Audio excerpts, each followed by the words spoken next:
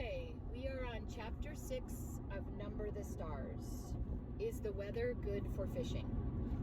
We must think what to do, Papa said. They are suspicious now. To be honest, I thought that if they came here at all, and I hope they wouldn't, they would just glance around, see that we had no place to hide anyone, and would go away. I'm sorry I have dark hair, Ellen murmured. It made them suspicious.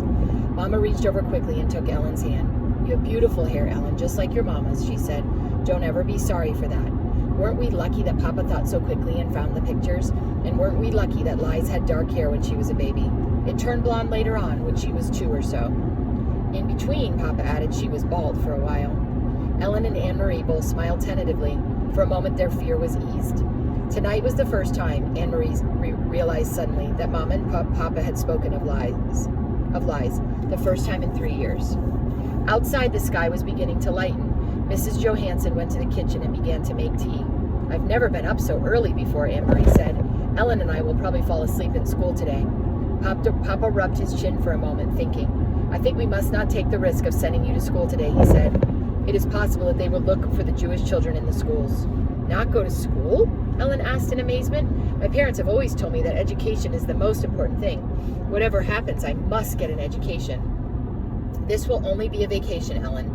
For now, your safety is the most important thing. I'm sure your parents would agree. Inge? Papa called Mama in the kitchen, and she came to the doorway with a teacup in her hand and a questioning look on her face. Yes? We must take the girls to Henrik's. You remember what Peter told us. I think today is the day to go to your brother's. Mrs. Johansson nodded. I think you're right, but I will take them. You must stay here. Stay here and let you go alone? He asked. Of course not. I wouldn't send you on a dangerous trip alone. Mama put a hand on Papa's arm. If only I go with the girls, it will be safer. They are unlikely to suspect a woman and her children. But if they are watching us, if they see all of us leave, if they are aware that the apartment is empty, that you don't go to your office in the morning, then they will know. Then it will be dangerous. I am not afraid to go alone. It was very seldom that Mama disagreed with Papa. Anne-Marie watched his face and knew that he was struggling with the decision. Finally, he nodded, reluctantly. I will pack some things, Mama said. What time is it? Papa looked at his watch. Almost 5, he said. Henrik will still be there. He leaves around 5. Why don't we call him? Papa went to the telephone. Ellen looked puzzled. Who is Henrik? Where does he go at 5 in the morning? She asked. Anne-Marie laughed. He's my uncle, my mother's brother, and he's a fisherman. They leave very early, all fishermen, each morning. Their boats go out at sunrise. Oh, Ellen, she went on, you will love it there. It is where my grandparents lived, where Mama and Uncle Henrik grew up. It is so beautiful, right on the water. You can stand at the edge of the meadow and look across to Sweden. She listened while Papa spoke on the telephone to Uncle Henrik, telling him that Mama and the children were coming for a visit. Ellen had gone into the bathroom and closed the door. Mama was still in the kitchen, so only Anne-Marie was listening. It was a very puzzling conversation. So, Henrik, is the weather good for fishing? Papa asked cheerfully and listened briefly. Then he continued, I'm sending Inge to you today with the children, and she will be bringing a carton of cigarettes. Yes, just one, he said after a moment. Anne-Marie couldn't hear Uncle Henrik's words. But there are a lot of cigarettes available in Copenhagen now, if you know where to look. He went on, and so there will be others coming to you as well, I'm sure. But it wasn't true. Anne-Marie was quite certain it wasn't true. Cigarettes were the thing that Papa missed, the way Mama missed coffee.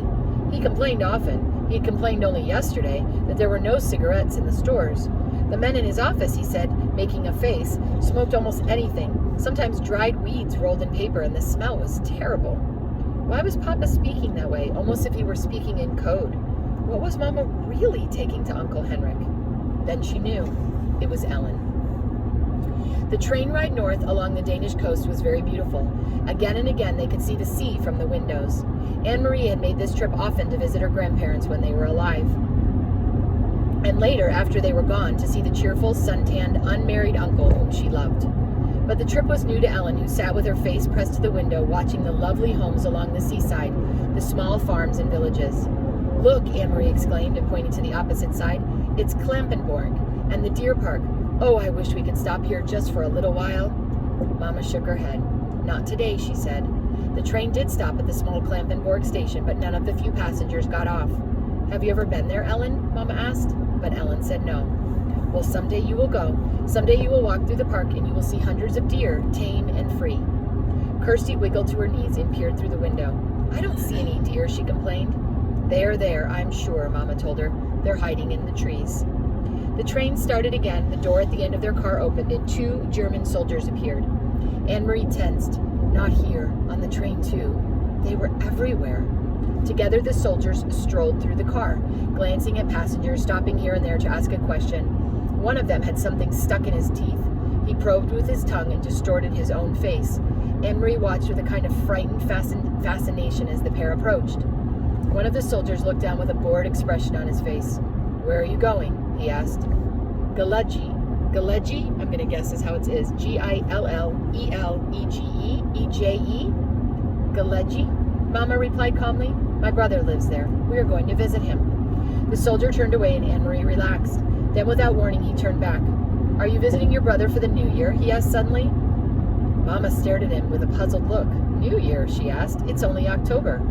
And guess what? Kirsty exclaimed suddenly in a loud voice, looking at the soldier.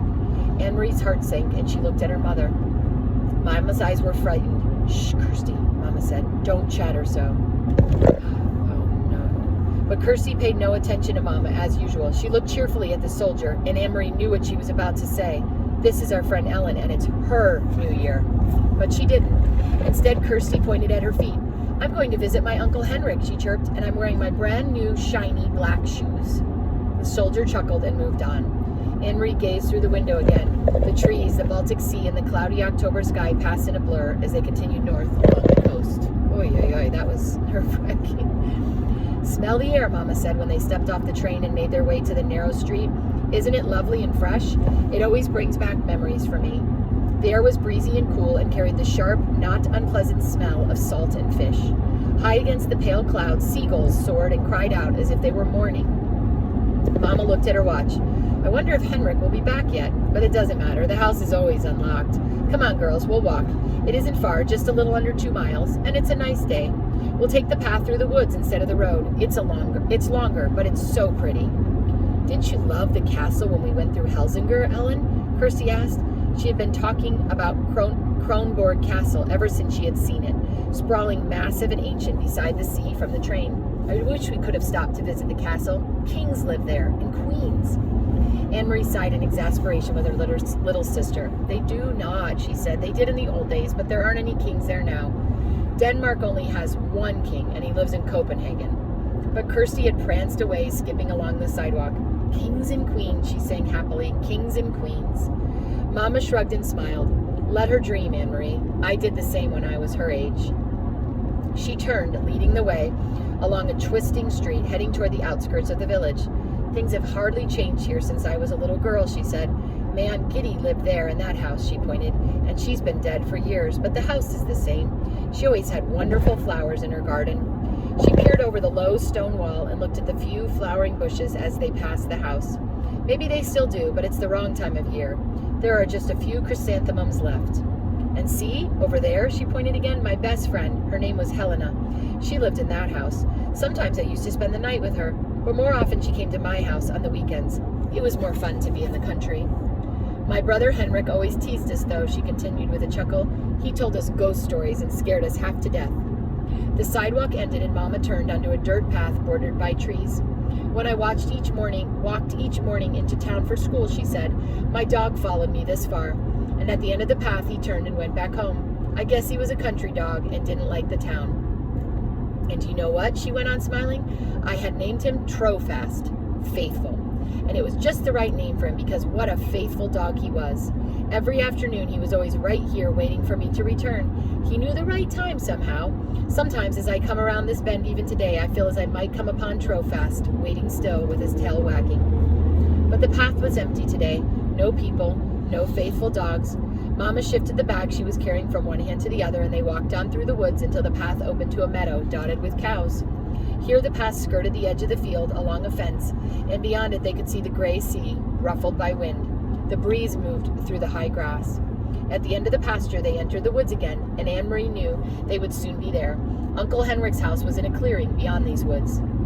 Do you mind if I run ahead? She asked suddenly. I want to be the first to see the house. Anne-Marie asked suddenly. I want to be the first to see the house. Go on, Mama told her. Run ahead and tell the house we've come home. Then she put her arm around Ellen's shoulders and added, tell the house that we've brought a friend. And that is the end of chapter 6 of Number the Stars.